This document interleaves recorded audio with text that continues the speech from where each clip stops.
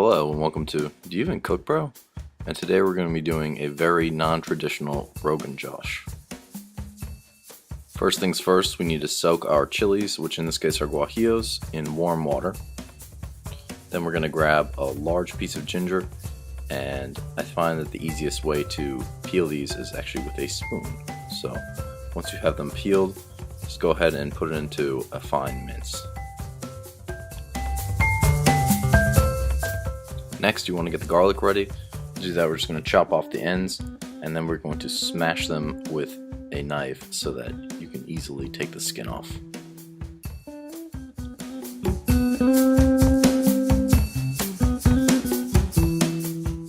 Once the garlic's prepped, you can use a food processor or a blender.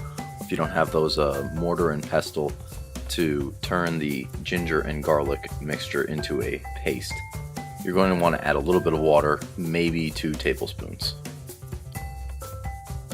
I had to scrape down the sides a couple times, but this doesn't take very long at all.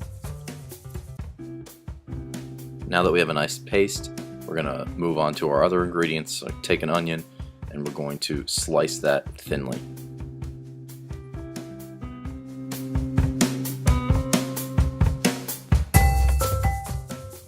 Grab a shallot and chop the tops off. Then I'm going to take the shells and slice them in half so that they're just easy to peel. As you can see, once the shells have been cut, the skin comes right off.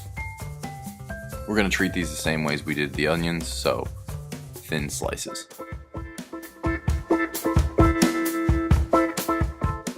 By now the skins of the guajillos should be soft, so just chop those up.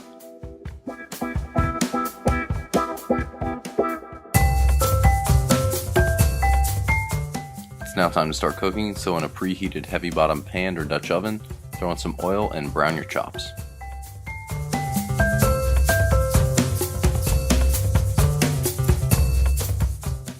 These chops were pretty thin, so I only let them go about 3 or 4 minutes on the first side and then gave them a flip. After about another 3 minutes on the other side, I took them out and reserved them.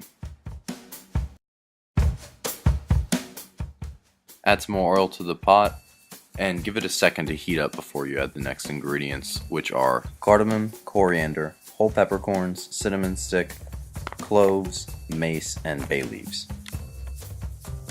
You want the oil to be hot so that it extracts the flavors from the spices, but at the same time you don't want to burn things like the bay leaves and the cinnamon stick. So if it starts to get too hot, turn down the heat a little bit.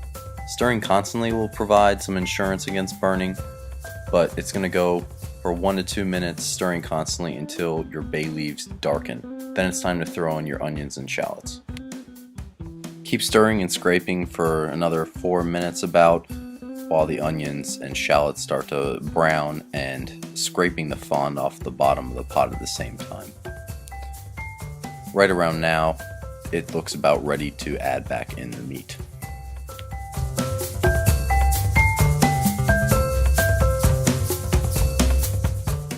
Now that the meat's back in the pot, add in your reserved garlic and ginger paste.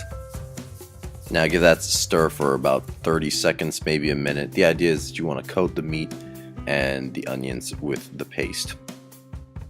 Next we're going to throw in the cumin, the cayenne, and the chopped guajillos. Same kind of thing here, just try to cover the meat and incorporate the chilies and cumin into all the ingredients.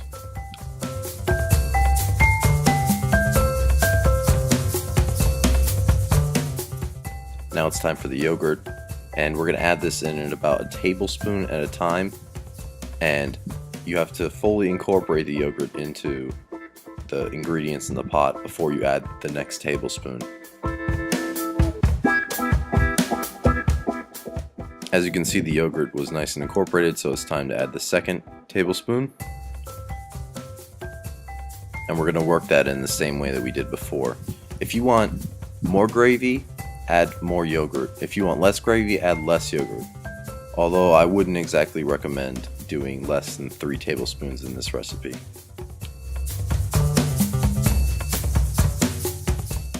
All the yogurt's been worked in, so the only thing left to do now is add your reserved guajillo stock. Once that goes in, raise the heat so that the liquid comes to a boil. And once it looks like this, go ahead and lower the heat to low or simmer to put it on a simmer, and that's how it's going to stay for the rest of the cooking time. Because there's not a lot of gravy in this, make sure you give it a stir every 10 to 15 minutes, and as you can see, the simmer calmed down a little bit after some cooking. If you think that the liquid is getting too thick, just add some more of your reserved stock or water. After about an hour, my chops were fork tender, so I knew it was time to take them out. After you pick the meat out, make sure you also take out the bay leaves, the whole cloves, and the cinnamon stick. You should probably also try to get out as many whole peppercorns and coriander seeds as you can, but it's not the end of the world. If you want to make this really fancy, I suggest putting the sauce through a strainer and serving it over the chop. And there you have it, lamb Rogan Josh. Serve this with some basmati rice, a little bit of fresh cilantro on top, and maybe some extra black pepper. Enjoy!